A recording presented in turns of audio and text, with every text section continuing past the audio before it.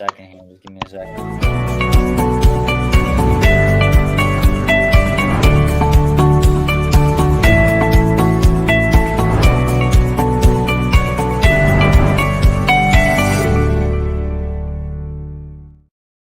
All right, so Tom, I cut you off, or Jace, I cut you off a second ago, just because I figured we could keep this easy talk part of the pod today. But so episode 21, guys, welcome back. Like I said, I cut Jason off just a second ago. We were talking about customers and financing and all that good stuff. I was going to say as well today, this is to you, Tom and Jason. We are actually only live on LinkedIn and YouTube right now. Okay. Facebook made some changes that we're trying to figure out how to get around to where like they're not allowing direct live streaming to pages anymore. So I'm trying to figure out how the hell to do that. But anyways, sorry, Russians cut you off. Go ahead.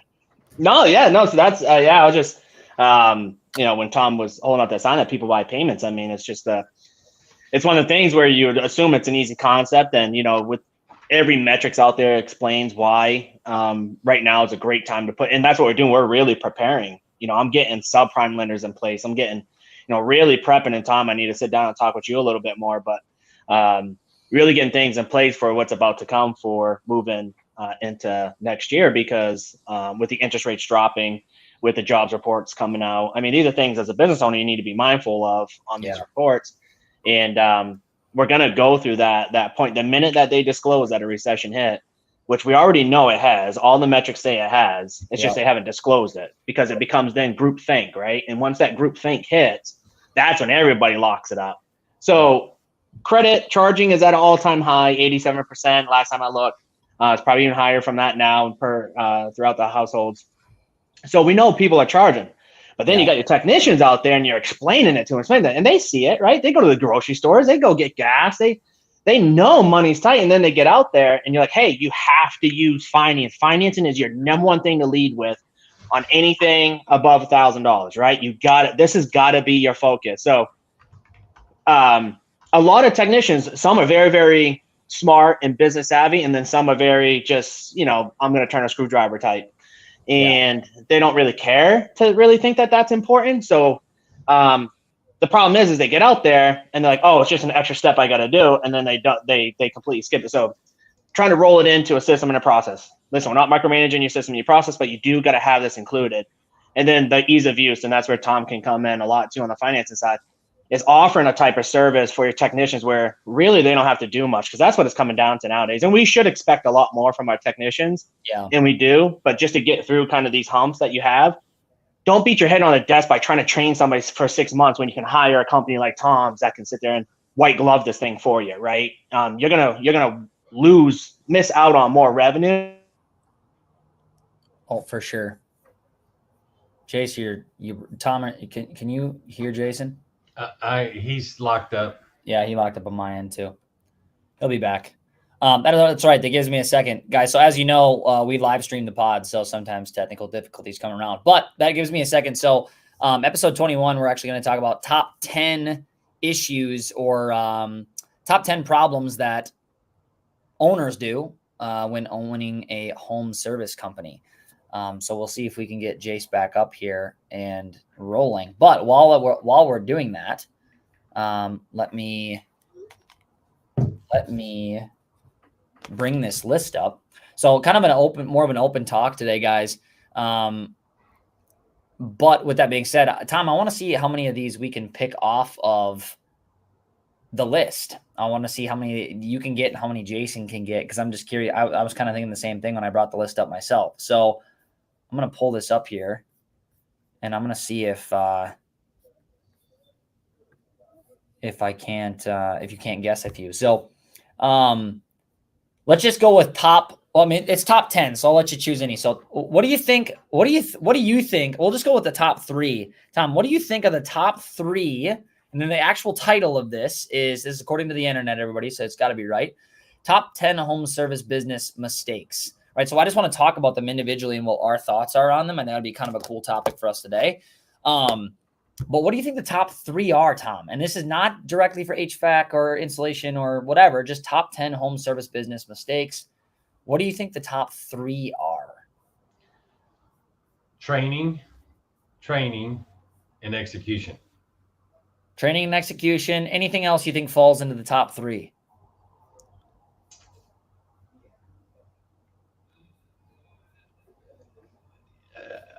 I don't know quite how to say it. I was going to say experience, but I don't know if that's the right term. But in other words, a lot of these, especially small contractors, are really good at their trade. Yeah. But in other words, knowing the full sales cycle, right? Yeah. But probably training, execution, which follow up is part of the execution process. But having the resources like a strong marketing company like yourself, a strong financing company like IHCS, being able to execute and do what they say. In other words, you've got, you may have Aunt Bessie that's your lead phone person, and but customer calls, needs service, got a down air conditioning, we got to jump right on that and get out there and get it squared away, and then again. 100%. So, Jace, now that you're back, for the people that are listening, not watching the live stream, he's back and alive. Damn Russians. It actually gave me a second when you disappeared to name the topic that we're talking about today. But like I said, top 10. This is like I said when I was saying just a second ago to Tom. This is from the internet, so we know it's absolutely true. But this is top 10 mistakes. Let me read the exact title so I can give you the same benefit of the doubt here.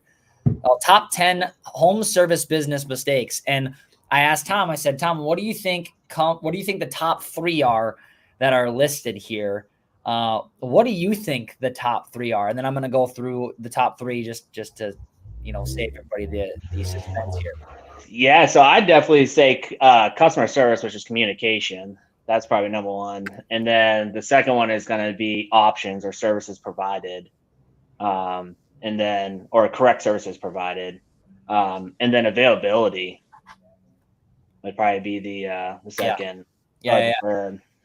So this is gonna come. So definitely all good answers, right? This is what I thought too, because I did the same. I did the same thing for myself.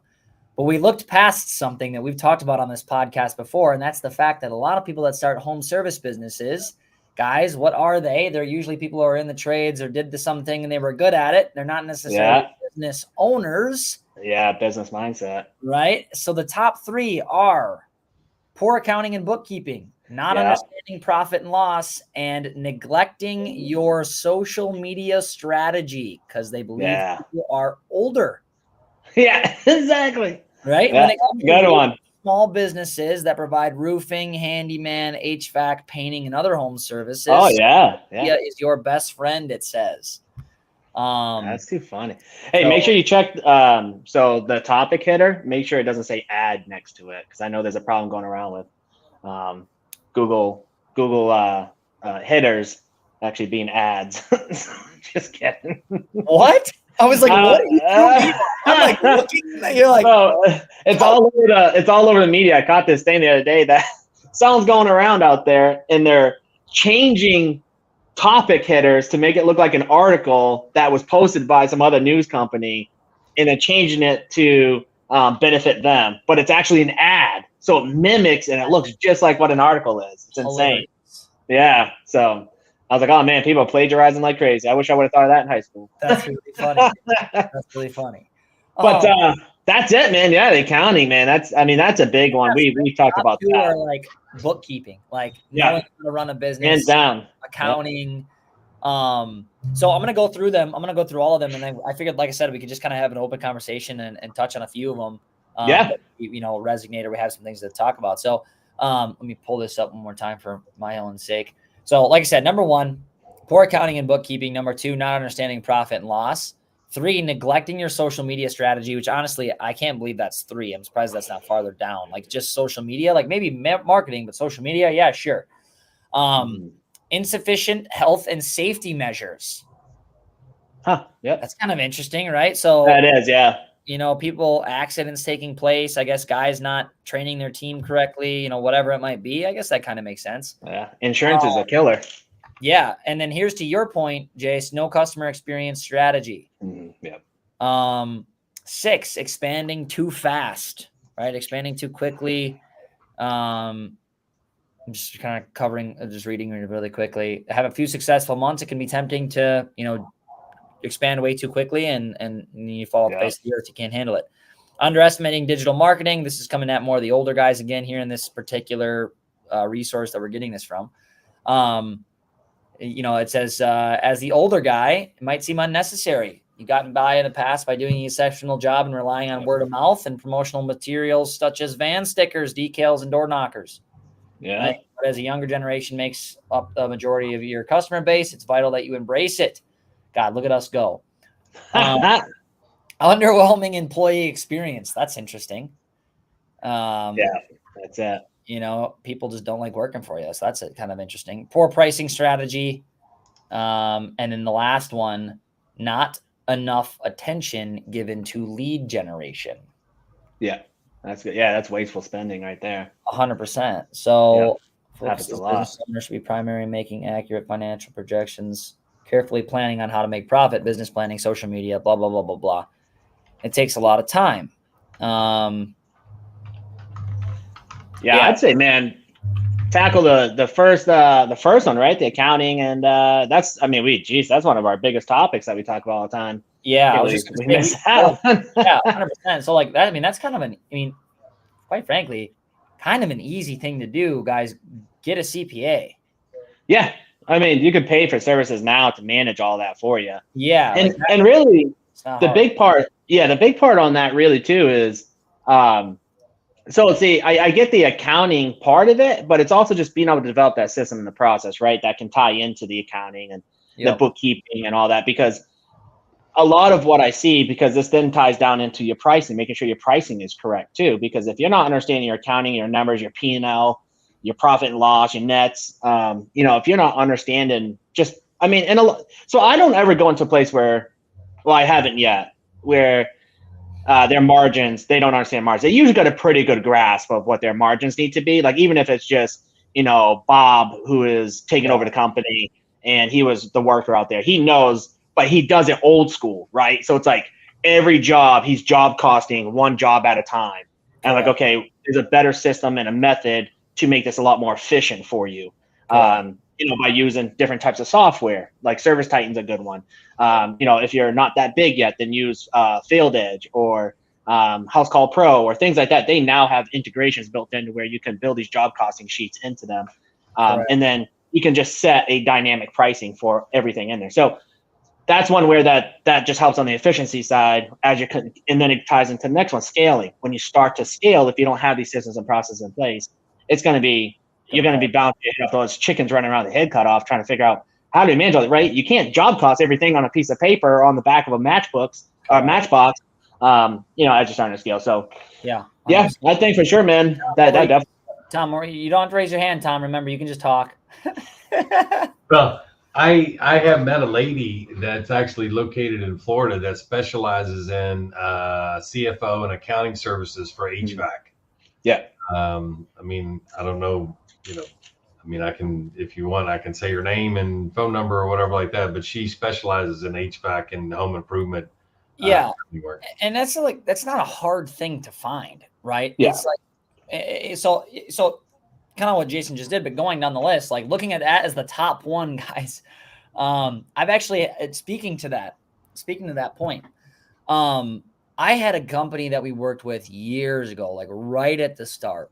And I remember he had to change his name and his logo and all this other stuff. Because he didn't pay his taxes.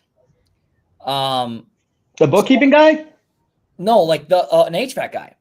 Oh, gotcha. Okay. I thought the accountant did. I was like, oh, he shouldn't be doing it. Yeah. No. That was awesome. If your accountant is doing that, you should probably go to a different account. There's your sign. No. So business. And I honestly don't remember the guy's name or the company name or anything, but he's like, yeah, he goes, so I called my CPA, or he didn't say CPA, but my bookkeeping guy. And like, that was what he was supposed to keep track of. And, the IRS came back and they're like, oh, you didn't do this, this, and this. Right. And he didn't have the money. So I don't know how that works with the IRS, but he has to change his name and his, business and all that, whatever. but he was a new business. So that just goes to show you, maybe number one is in that spot for a reason. Yeah. You know, it gets kind of tough, but, and then that, like you said, once again, these kind of roll into each other, but not understanding profit and loss. You know, in the home service business, if you're good at what you do, like the money's going to be there. You know, as long as you're not an absolute buffoon. Yeah. You know, 90% of the time, right, the money's going to be there. So, you know, just not getting ahead of yourself. And then that can go for anything. This is just business in general, right? All of us three sitting on here have to understand that. Just making sure you're not getting over on what you're actually spending, understanding where your expenses are coming from, keeping a sheet, keeping a spreadsheet, do you guys do anything specific to keep an eye on that, to make sure, like, you know, your overhead, your variable overhead monthly doesn't get too big? And like, you know, do you use spreadsheets, or do you guys have anything specific that you use? Yeah. So every monthly P&L, man, we have benchmarks, right? So we have benchmarks for cost of goods sold to labor. Then we have the combined, right? So when we're watching what we're bringing in for revenue, and then trying to look at to see, you know, between your labor rate and your cost of goods sold, right? You can't exceed 43%. Each one has a 35, one has a 13. Like your cost of goods sold shouldn't exceed 35% any given month. And then your labor rate shouldn't exceed 13%. But in a combined, you're okay with, you know, having it running right around about 47 to 50%. And, you know, so it's things like that you have to monitor your metrics. Now, a lot of this, and this is what I tell a lot of the companies to get into, bring either a consultant in that can set all this up for you, or you can join groups. Now, I'm not a big advocate for, I'm not even gonna say the names, but there's companies out there that you can get where everybody knows them. They'll teach you like systems and processes, like how to do this, but it's all virtual stuff like this. It's never boots on the ground. I'd really suggest you get somebody in that knows systems, process, and boots on the ground, because I come behind those companies that have spent $20,000 getting all these things set up. But they'll do that. They'll give you a whole entire Excel sheet with 20 tabs on the bottom. I mean, even I've looked at it and been overwhelmed. And as I guess maybe a new business owner or somebody who's kind of first year into it, a lot of these guys, they don't like numbers, right? They like money, but they don't like numbers. They don't like metrics. They don't like KPIs. They don't care about conversions. It stresses them out. And they literally will tell you, I don't want nothing to do with it. I got to go take care of this job. I got to deal with this call back, and I got to make sure this house didn't burn down, right? Mm-hmm. That's what they'll tell you right to your face. They're like, you figure it all out. And that's really where a lot of the translation gets lost, is at that point, because then they laid on this accountant that they hired in that's in their neighborhood, or it's mom's friend that's doing the bookkeeping. And mom's friend don't got a clue how to do it because she just did the neighborhood taxes for everybody back in the day. So, I mean, at the end of the day, you can hire these companies in, and then you can track it. But it's all number punching. It's like all, I don't want to say dummy work, but it's meticulous, monotonous work that you got to, how many calls did I do? How many drop calls that I have, you know, and you're monitoring all this, but this all ties into your success and monitoring. Okay, where's my overhead going, right? Why am I bleeding out this month? Because I think it was Benjamin Franklin said at that time, like, you got to watch the slow trickles, right? The small trickles will turn into a busted pipe, and that will sink the ship. And that's the thing. You got to be able to catch them quick before it floods and sinks the entire ship. So correct. Definitely hands down. I use what I do is I just have benchmarks. It's very basic benchmarks. You can Google them. They'll tell you, and they'll say, hey, you got to have your cost of goods sold here. Your labor rate's got to be here. Your vehicle expenses got to be here. Your advertising's got to be here. And these are your benchmarks. And every month, take your P&L. You punch in your total revenue, and then just punch in your numbers off your P&L to follow those metrics, and it'll kind of let you know you're healthy. Correct. Don't use it as the Bible, but use it as a bumpers as you're going throughout each month. Yeah, no, that was a great tidbit. Anything that's way more than I could have spoke to on that, because obviously that's not something that we keep track of here on this end in the marketing space. So go ahead, Tom. Anything else that you have to add to that? Anything that you use that's unique? Well, I mean, just to reiterate what Jason's saying is that know before you go. In other words, it's like, well, my top line revenue's pretty big, but how come I don't have any money in the bank left over at the end of the month? Yeah, that's once again, I mean, we've said this 100 times on this podcast, guys. In business, ignorance is not bliss. Not at all. Trust me, I found out that the hard way as well. I'm like, God, we made a ton of money this month, and then we didn't actually make any money. Yeah, like, that's a kicker, man. what is happening, right? And then you have to go back, and that process, let me tell you, is not fun. No. You have to do it. Trust me, when you don't want to look at the numbers, when you have that feeling where like, I don't really want to look at the numbers, look at the goddamn numbers. Look at the numbers. Yeah. It's like looking at your bank account, right? There's a reason that you don't want to, and it's because you think it's going to be bad. Yeah. It's not going to solve itself. Yeah. It's the same thing as looking at your bank. When you've gone through a month and you spent a lot of money. Yeah. And you're like, God, I don't even want to log in and see where I'm at. And you're playing that guess game in your head. Like, well, I think I'm probably at 30. I think I'm okay. I might be at 25. And then get in and you're at 9. You're like, where did that go? It's because the ignorance was bliss. But here, let me speak to this one point of ignorance was bliss, just because it's a really quick story. And it just happened yesterday. I had an interview with this guy, owned his own company for 11 years. And his father held all the licensing, and his father-in-law, held all the licensing. And his father-in-law came down with cancer, and his father-in-law is now passing away within a couple months. And this guy so this guy didn't carry none of the license.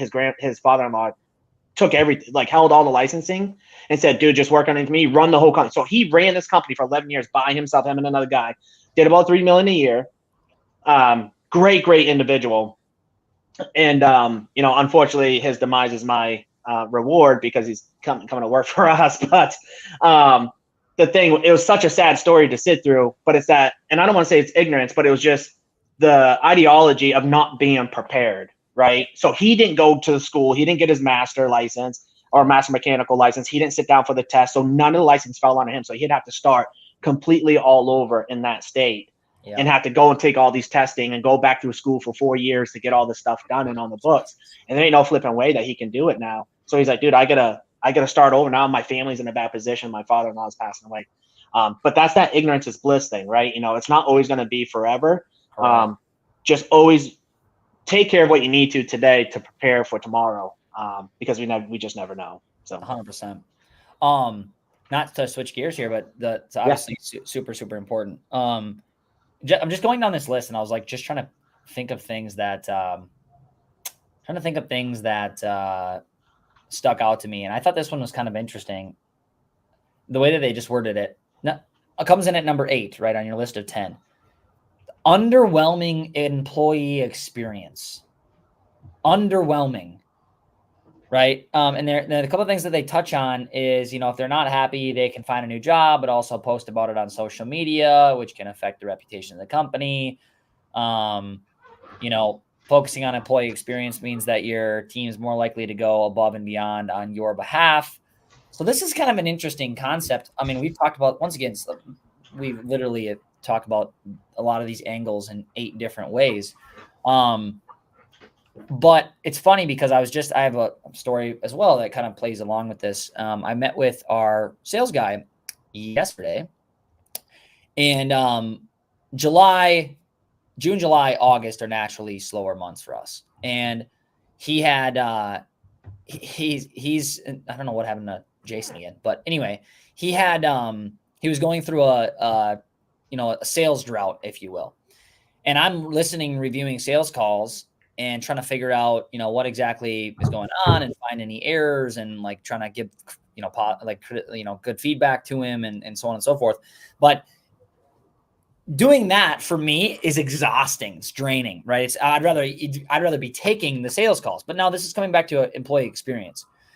And I met with him. I was meeting with him yesterday, and he had said like, hey, I had an email come through. I was curious if you could help me respond to it. And an hour before that, I had sent him a Loom video in response to what I would say. And I kind of got like not short, but like, I was just like, not irritated. I felt, I was exhausted with the day, right? I was like, okay, well, I was like, dude, I responded to you an hour ago. And I was kind of short with him. I was like, dude, I responded to you an hour ago and with a recap of this sales call and like what I thought you should do. And he goes, hey man, he's like, and I was like, I was short with him, and he noticed it. And he's like, well, he goes, dude, I was on a sales call, and he had like a good attitude, always has a good attitude. And he's in, well, like I said, a sales drought right now, if you will. And I got off that call. Didn't think a ton of it at the time, but it stuck in my mind how I reacted. Because like I said, reviewing sales calls for me is exhausting. So I'm thinking of all the things that I would have done, should have done, right? If it was me, it's just a lot of effort. And I got home that night and I was like, God damn. I was like, I feel like I could go to sleep. And I did my normal routine. I went to the gym. I was talking with a friend of mine, a business owner, at the end of the day, literally just sitting there talking. We do it a couple times a week.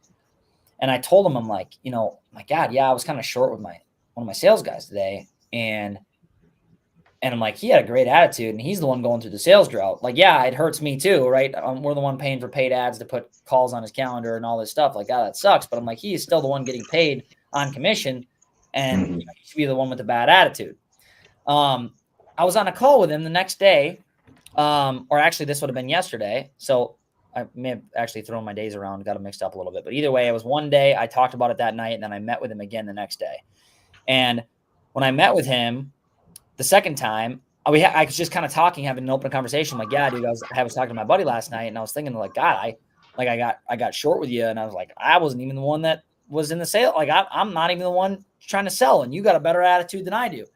But it was interesting because, like, he looked at me, he goes, he started talking. He's like, I'm really glad that, like, we can have conversations like this, like open, like just once again, employee experience. Yeah. Right. And he's like, the last company I worked for, I was like scared to take things to the owner because I'm like, how is he going to respond? Is he going to think he needs to get rid of me? Yeah. Like whatever. Whereas like really open, easy communication, like that was something that experience mattered to him. And he's like, absolutely. He's like, I did notice that, like how you responded like that. He goes, I didn't think much of it. Right. And yeah. he probably did think something of it. He's like, fuck, is Colton pissed? Right. Yeah. And it sits with people. God, I've been reviewing sales calls, dude. I'm fucking exhausted. Like, yes, I sent you an email an hour ago on how to respond to that goddamn email. Just send him the email, Yeah. Oh yeah. Yeah, you'll get it, man. I probably get a message, which, I try to reflect on it, but I'll get a message at least 2 or 3 times a week. Like, hey, am I getting fired? And then I'm like, God, no, you're not getting fired. But I do got to stop and check myself because sometimes I move too fast or I'm moving too fast and not getting enough. And every business owner is in that situation. You're moving fast, trying to get 100 things done in a day. That situation has nothing to do with anything. But you allowed the entire outside world to not allow you to focus and give that person that 100% of attention that they needed at that time to understand what was going on inside that situation. And you just blow it off and get quick with them. And so I'm a big advocate now with my team. We do a lot of things through a group community chat, and that's tough to read. So I tell them all the time, man, use emojis, put things out there. You got to help with this culture building. Because people might not take it the right way. And sometimes you are typing something super fast because the phone's ringing. You got this guy telling you, hey, the customer's not home. Can you call them? Can you do this? Can you do this? And you got, the other boss walking by you inside here saying, can you do this?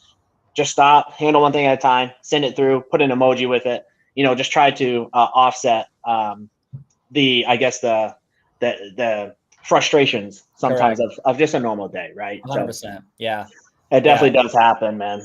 It does, yeah. And it's like, and it mentions something, once again, going off our list here, it mentions, it's like, they'll go above and beyond for you if they feel like, if they're having a good experience within the team.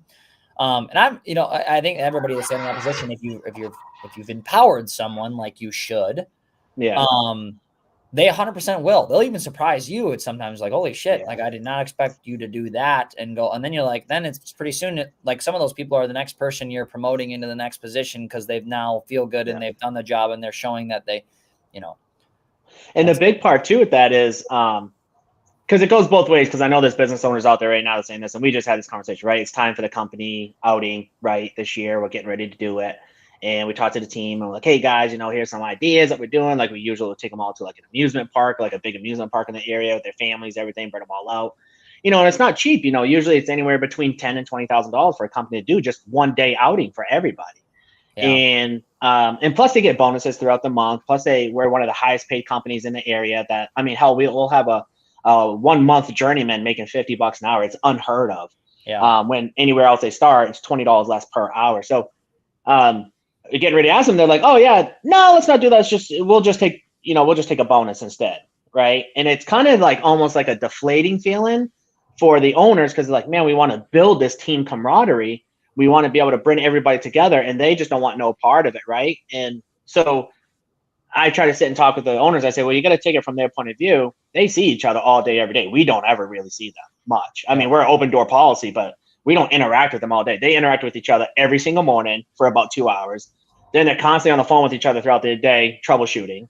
Yeah. I said, so for them to go out together and bring all their family out, it's more of kind of a nuisance type thing for them, right? It's more of a thing that they rather just have that time to themselves, and they rather just take the money. So the flip side to that is, okay, well, what else can you do, right? Well, there's other things out there that you can do to help on that side of it, which is you can there's programs out there that are software that's a point system, and then they can jump into like a store.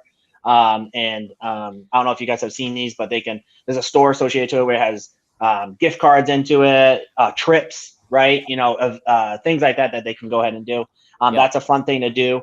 Or just have like a ice cream truck or a taco truck show up on the job site and say, hey guys, and it's a surprise. Everybody pulls up to the workshop in the morning. This is what we're starting to do. Hey guys, don't worry about heading out to your jobs. Nobody's going to go to their jobs for the first 2 hours in the morning. We have a breakfast truck here. Everybody just get yourself some breakfast. And then when you guys get done eating your breakfast, just head out, right? Stuff like that. Because then it's not an inconvenience. It was nothing planned. But now that, oh, okay, right? And it kind of gives that back to them, and it's paid. So they're all cool with it. Instead of like saying, hey guys, let's designate this one day. We're going to spend 20 grand on that. Let's take that 20 grand and spread it out and do small. Like we had an ice cream truck show up at 3 p.m. one time. So when everybody was pulling in their trucks from the end of the day and it was hot out, they could all just grab a freaking ice cream and take it home with them, right? It was something stupid and little, but man, they loved it, right? Sick. So and it's kind of nostalgic too, right? Everybody loves the ding ding truck, right? So, yeah, for sure. So it's just silly things like that where business owners, if you want to help with that employee, because I know that's on the list with that employee culture. Yeah. I think, I don't know what the percentage is, but there's a percentage out there. It was in the 80 percentile where that was the focus for most employees, was the culture. How is the culture where I'm going to go ahead and work? And that can help. So, well, and that relates into like, even, somebody would rather have a title than a 75-cent raise. Like, well, call me the director of deconstructing the returns, director of copper recovery. Yeah, that's it. That's funny. Yeah. It does tie in though, Tom, like you said. It's just like I don't want to say it's a psychological thing, but it's just it makes them feel good, It does. Yeah, 100%.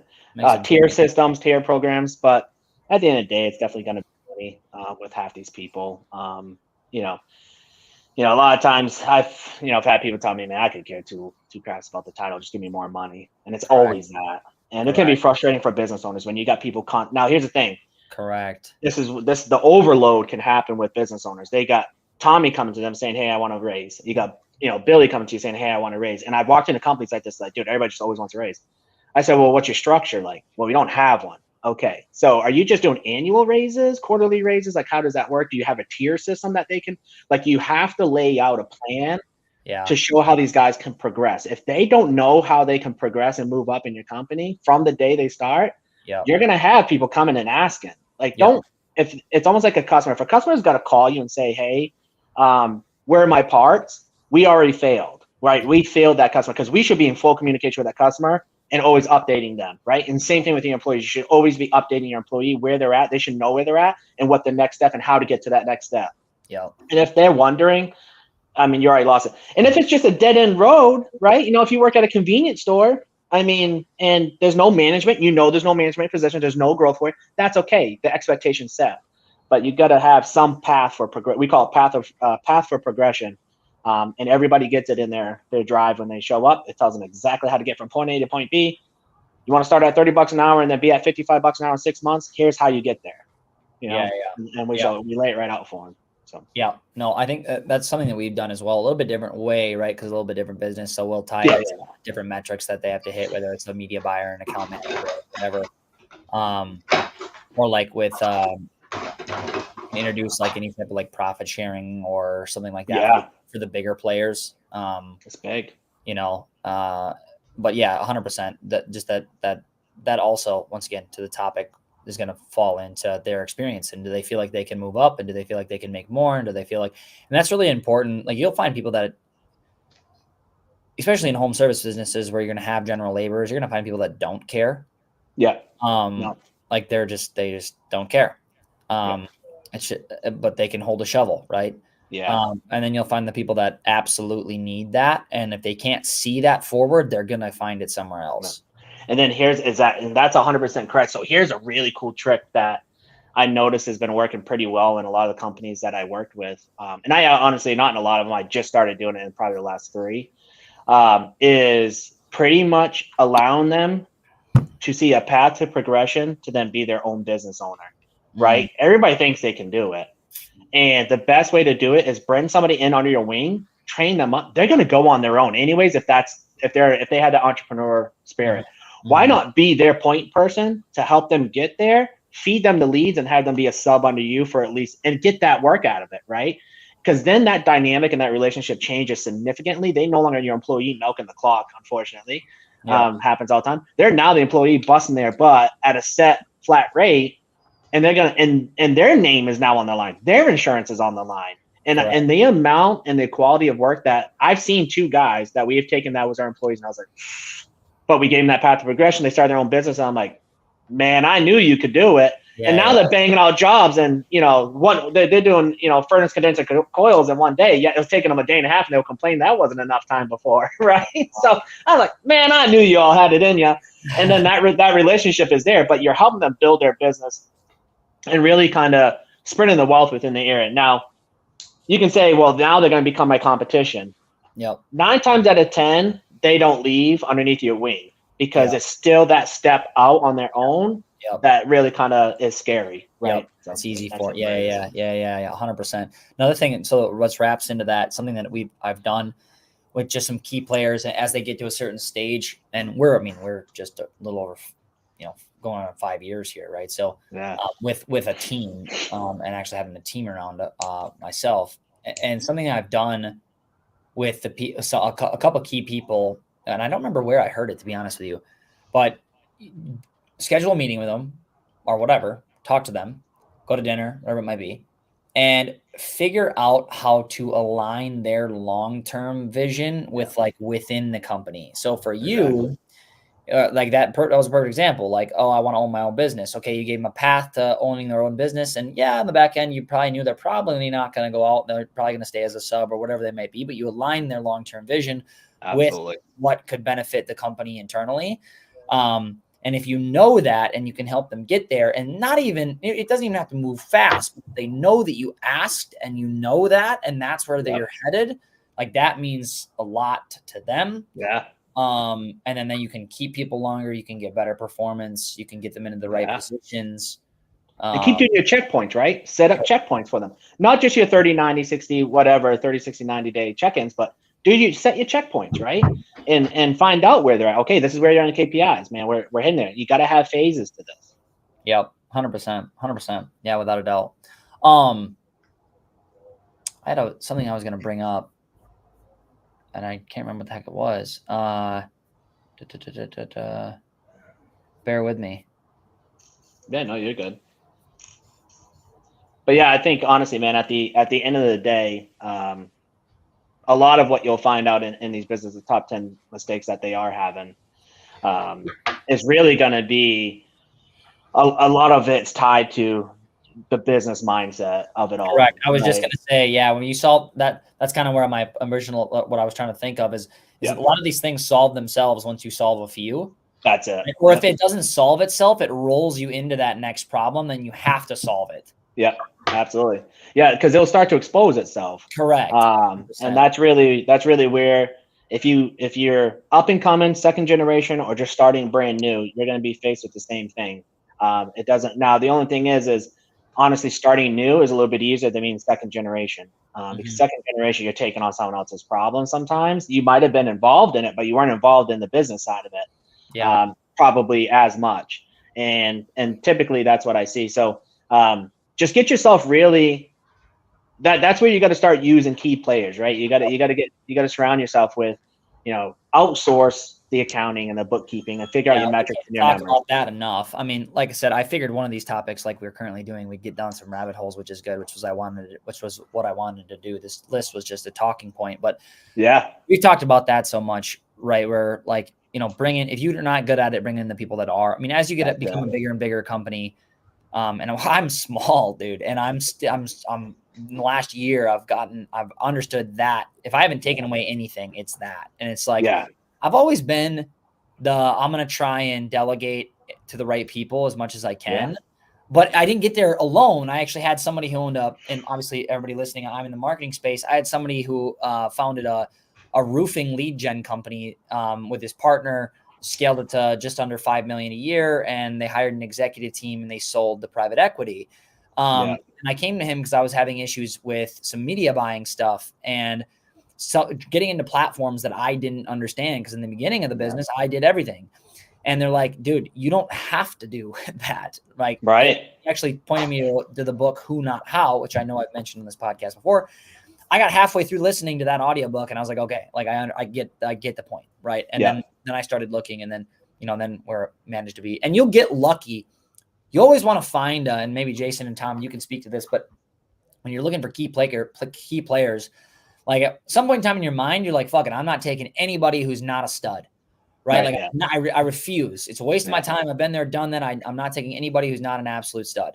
Well, people are salesmen too, right? And they're going to oversell themselves in interviews and they're going to do whatever. And you're going to think they're good. But every now and then you will get lucky. And you goddamn it, you just make sure when you do that you take advantage and you have the shit in place where they have a good experience. They have a good progression. That's big. So they stay. Yeah. That's big. And then loan to fix his mom's roof one time because I knew he was going to be a good employee. Yeah, 100%. And then, and just to piggyback off that, when you do sub these areas out that you might not be an expert in, and they are, become a student under them 100%. And learn it. Do not allow somebody to run a segment of your business and you still don't know anything about it. That I got to tell you, my biggest pet peeve going into companies is they hand me everything and say, go ahead and do it. And then 2 years later, I'm like, hey, and they're like, oh, I just care about the bottom number, the net. I said, dude, if I walk away right now, you're back to square one. Like you no longer own this company. Yeah. Somebody always is going to have to run your business for you. And that is a dangerous place to be in. Like I just couldn't sleep at night if that was me. So, and I can't tell you how often that happens where, they kind of understand, well, I can, scratch it on paper and I can go through my Rolodex, right? Because they still have one. And they can make their contacts and make it float for a second, but they would have to cut all pay. They'd have to cut all marketing or just leave it be and just let it float in the ether because they have no clue where it's going, what a bounce rate is, where everything's going, click through, nothing, right? Yeah. They don't know CPL. They have no clue about nothing. You don't have to be a master of everything, but you got to be a steward of at least all of it. You got to understand a bit of what's happening in your business. So. Yep, I agree. 100%. That's my soapbox for today. Cool. No, I agree. Tom, anything? I mean, we're running on 42. Tom, anything? There's a couple other things on this list, but I don't think they're really worth talking about. We've talked about the marketing. We can get into deeper conversations about that. But Tom, any points from you as we wrap up?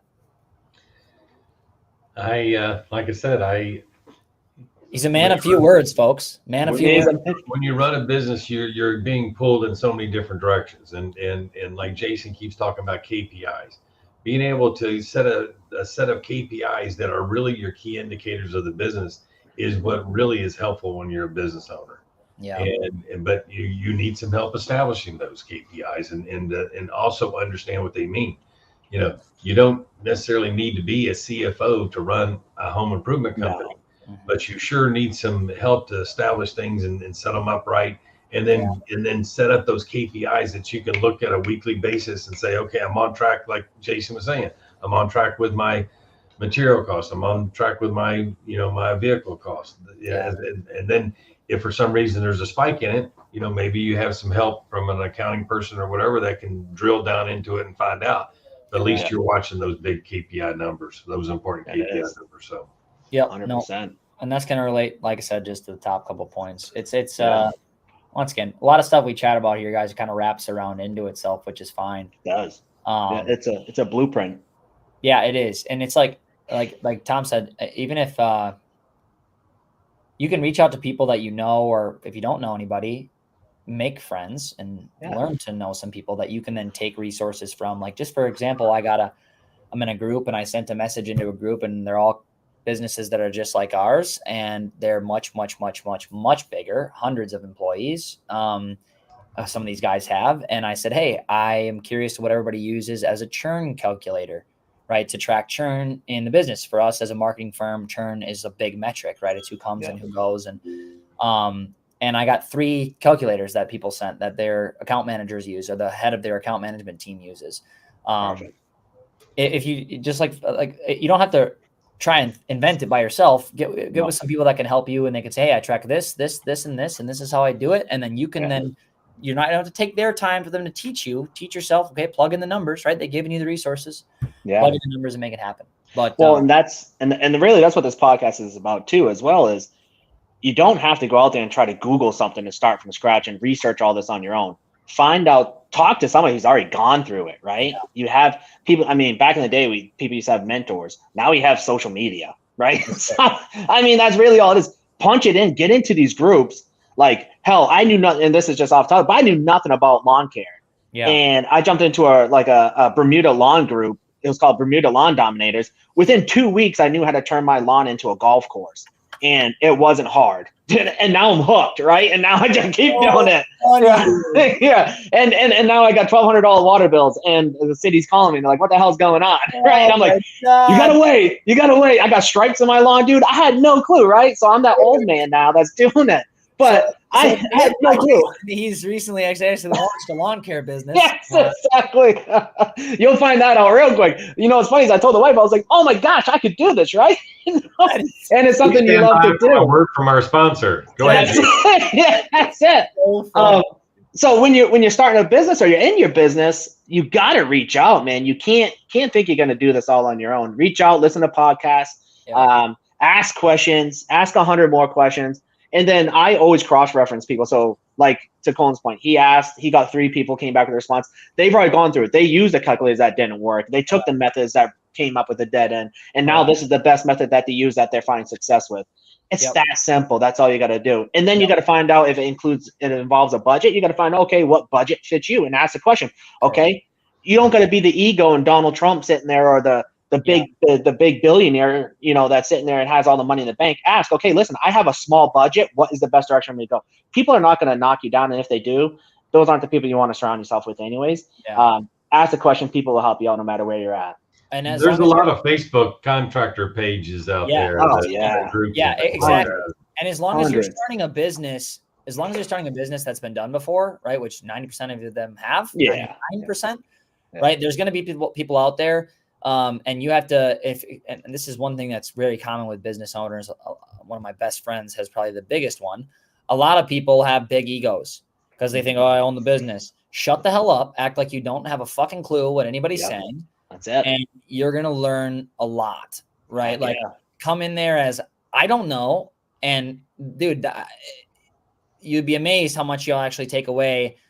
Because I find that sometimes if I'm in a conversation, now that I have done some stuff, and it's like, oh, I might do it this way, or I've got this thing to add in, not like a one-up, but right? It's like I got this thing to add in. It's like, I'm just gonna listen because these guys are worth listening to. Yeah. So it's like round tables, and we used to do it in the corporate world. We'd have round tables with all the tops, right? And all the leadership would be in there. And then literally I just tell them, it was gross. I just say, okay, guys, man, it's time to vomit on the table and let's see what we can pull out from this.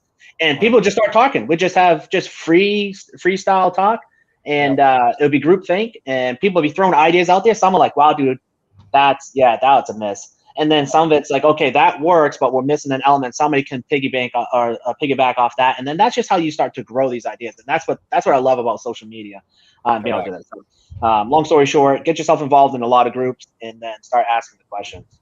Yep, 100%. Cool. All right, guys, this was running on 50 minutes here. It's a good one. Finally had the whole crew back in town.